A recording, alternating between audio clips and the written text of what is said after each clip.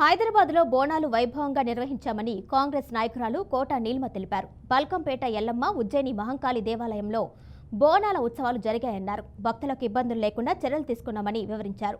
బోనాల ఉత్సవాలను విజయవంతంగా నిర్వహించిన నిర్వాహకులకు ఆమె ధన్యవాదాలు తెలిపారు. ఎమర్జెన్సీ ఎగ్జిట్ ఏర్పాటు చేయడం జరిగింది. దీని మూలంగా ప్రత్యేకంగా ఏంటంటే అది నేను చెప్పినట్టు ఎక్కడ కూడా గుమ్మి కూడకుండా ఎక్కడ కూడా ప్రాబ్లమ్స్ లేకుండా అయింది. సెకండ్గా ఏదన్నా సెక్యూరిటీ ఇష్యూ ఏదైనా వస్తే దాన్ని మేము ఎట్లా అడ్రస్ చేయాలని ముందరే ఆలోచించి చెప్పాను కదా. చాలా అనుభవస్తులు, చాలా ఏళ్ల నుంచి చూస్తున్న వాళ్ళ దగ్గర నుంచి మేము నేర్చుకుని ముందరికెళ్ళడం జరిగింది. అందరితో డిస్కషన్ చేసి ముందరికెళ్ళడం జరిగింది.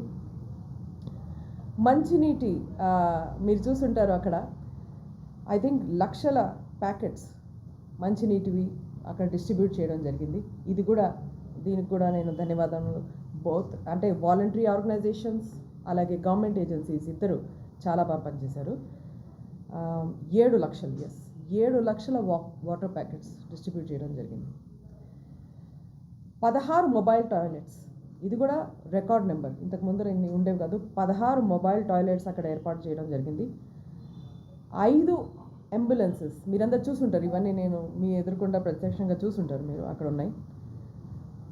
తొలి బోనం ఆ రోజున మీలో చాలామంది అక్కడ ఉన్నారు. పొద్దున 3:30 మొదటి బోనం ఎత్తడం జరిగింది. 3:30కి 4 గంటలకి